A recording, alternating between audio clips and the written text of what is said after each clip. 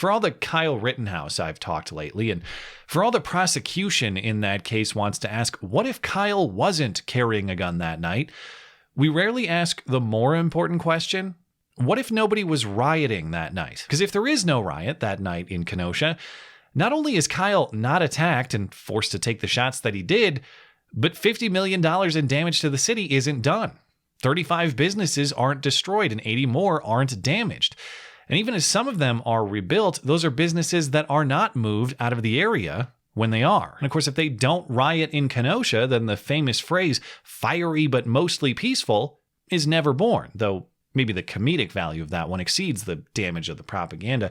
And maybe that was one that was going to happen either way, because let's not forget, that was just a sequel to the original, the more awkwardly phrased, generally not unruly, but fiery. It is not, generally speaking, unruly, but fires have been started. If we're supposed to thoroughly scrutinize the circumstances that Kyle Rittenhouse created, when are we going to thoroughly scrutinize the circumstances that created Kyle Rittenhouse? Not that it's justified to start burning businesses and attacking people, even if your cause is just and a police shooting elsewhere at a different time was wrong.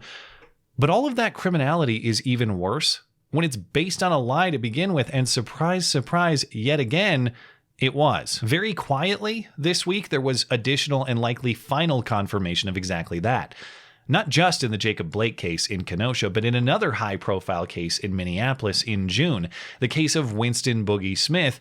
These were both totally justified police shootings that had nothing to do with racism and everything to do with criminality. For all the screeching and burning and destruction that the injustice committed against these men supposedly justified, there was no such thing. It was all made up. Investigation confirms, yet again, these men were not victims of injustice. They only committed and perpetrated it themselves. So if we really want to talk about why Kyle Rittenhouse was ever in that situation in the first place, this is why. Lies about what happened created that chaos. So maybe if we don't want more Kyles, let's start by dropping these impulsive, inflammatory lies that create him. In the Jacob Blake case, you'll recall this was the guy who was at his girlfriend's house in violation of a restraining order. A girlfriend he was accused of sexually assaulting, an offense for which he had a felony arrest warrant, and a girlfriend who told police that Jacob Blake was trying to take her car and their kids. And when police arrived, Blake refused orders, he resisted arrest, he fought through a taser attempt, and he was only shot when he pulled a knife, paralyzing him from the waist down. And we knew that already. You didn't even have to sift frame by frame through low-res grainy footage to try to see that knife. Instead, you could just turn on the morning news and listen to Jacob Blake talk. With an open knife in hand that Blake says fell out of his pocket, he walks around the front of the vehicle. I shouldn't have picked it up. You were thinking once you get the knife into the car, you were going to just say, throw myself to the ground and, put my arms behind my back. Sure, he had just fought and resisted and disobeyed for minutes on end. And sure, he had just pulled out a knife and opened the blade, but dang it, what terrible timing. He was right about to surrender. A few cops would have just given him a second or two more, during which it was much more likely he was going to slash your guts out like a velociraptor than it was he was going to put his hands up and suddenly start complying. For that reason, earlier in the year, Kenosha County DA Michael Gravely announced his office's finding that the shooting was justified and that there will be no charges against the officer who shot Jacob Blake. Evidence demonstrates that the officer not only followed the law and police protocol, but that the officer could successfully argue that he only fired in self-defense if he wanted to. Fast forward to Friday, and here is your latest and likely final update in the story. Not only will the state of Wisconsin not prosecute that officer because the Blake shooting was justified, but now the Federal Department of Justice won't either. On top of Wisconsin's investigation, the DOJ launched its own, using its Civil Rights Division to evaluate if Jacob Blake's civil rights were violated. In other words, the feds are all done doing their racism witch hunt, and even with all of their resources and ideological motivations and occasional evidence fabrication and the great anti-racist unifiers heading up the whole operation, even they couldn't do it.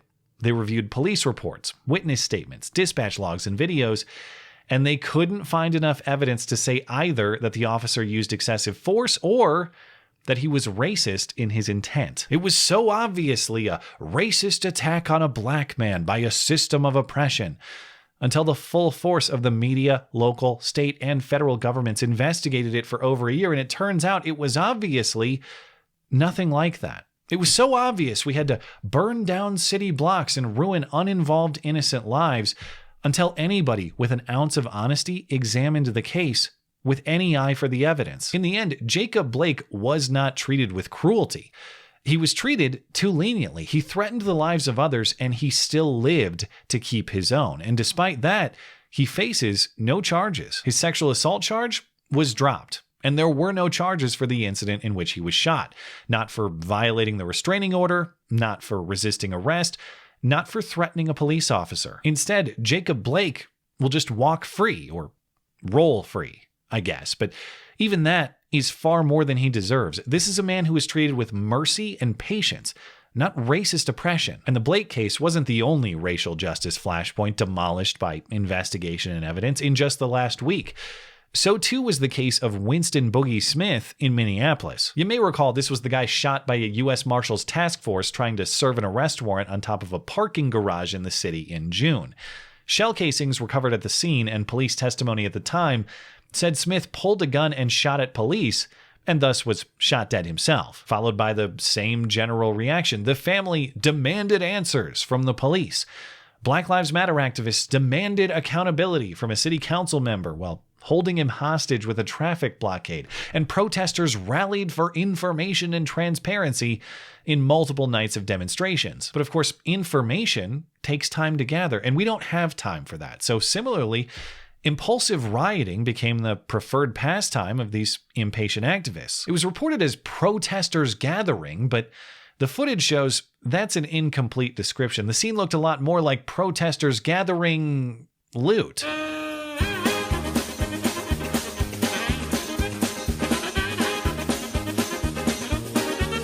Sorry to recycle that bit. I just think it's the most accurate depiction of what happened. Police cars should just start playing that Benny Hill song at these riots when they happen. And if the rioters provide the scenes to the soundtrack, well, that's on them. Anyway, just like Jacob Blake, the investigation into the Winston Boogie Smith injustice concluded this week. Also, just like Jacob Blake, it was not injustice. It was a guy who got what he deserved. Investigation of this case was sent to a district attorney in a different county to avoid any conflict of interest, and the investigation shows that Winston Boogie Smith was wanted for aggravated robbery, illegal firearm possession, and failing to appear in court. And so on June 3rd, a U.S. Marshals task force tracked him to a restaurant and made the move to arrest him when he returned to his car after dinner. Police trapped Smith's car and for several minutes told him he was under arrest and instructed him to put his hands up and exit the vehicle. He did not comply, and when police approached the vehicle, Smith reached for a gun, and Smith and police exchanged gunfire. Police were a better shot. Smith was killed. Police were uninjured. Smith's female companion with him at the time told police she had pleaded with him inside the car to put his hands up and comply, but he refused, saying he didn't want to go back to jail and that he was going to die. She says she doesn't remember seeing a gun, but whether she saw it or not, the gun was there. 6 spent shell casings were discovered inside the vehicle, as well as the Smith & Wesson .380 from which the rounds were shot, as well as damage to the car done from firing rounds outwardly toward the police. The DA's investigation wasn't able to determine who fired first, but the DA says under Minnesota law, it's not relevant. Quote, once an individual initiates a deadly force confrontation, a law enforcement officer does not have to wait to be shot or shot at before reacting. Accordingly, there will be no charges in Minnesota for the responding officers. Family and activists complain that the investigation's conclusion is fabricated in the absence of body cam footage, but given the physical evidence, do we really need body cam footage to reasonably conclude that this was Smith simply acting out his own calling? Even if there is no body cam footage, he had his own face cam constantly recording himself talking about doing exactly this. He said previously he'd shoot it out with police if he was ever pulled over again, and he urged people to bring explosives and other weapons to attack police at racial justice protests. All the shooters, suit up, lace your boots up, bring your gun to the protest. Bring them fucking bombs and rocket launchers and all that shit y'all rap about. All that shit. Fuck anybody who's peaceful right now. It's war fucking time. Unfortunate last words. Should have tried that RPG over the .380, I guess. But hey, hindsight is 20/20. Or in this case, Maybe foresight is 420. Funny as fuck. But even that foresight might be keener than what we exhibit when we keep perpetuating these fact-free riots that destroy families and communities before the truth shows up to assess the ashes months too late. It is not good foresight to think that turning a blind eye to the truth in the name of compassion or anything else is going to lead us to good outcomes. We're supposed to just shut up and listen so as not to harm communities that are already hurting. But what's hurting more than promoting a culture that has no appetite or patience for the truth, and instead prefers the immediacy of lies and destruction? Without evidence has been a media catchphrase the last couple years. Trump claims without evidence. Conservatives claim without evidence. Right-wing freedom extremists claim without evidence. You really want to heal these communities and prevent future horrible outcomes like these cases? Start applying that same scrutiny to these activists. Black Lives Matter protesters claim, without evidence, that Jacob Blake and Winston Boogie Smith were innocent men shot by racist, bloodthirsty cops. Those were the proper headlines to run in these stories, not just because it's journalistically consistent, not just because it's factually true, but because if saving black lives is actually the goal here, or any lives for that matter, being honest is a gesture that will save far more of them than the organization's sloganeering ever will. Thanks as always for listening and for supporting this channel always. Appreciate that thoughtful discussion down below, and especially over on Minds, that is at ML Christiansen. You're always welcome to coming out and chat in my live streams. Those are linked down in the description. Looking forward to it. Goodbye.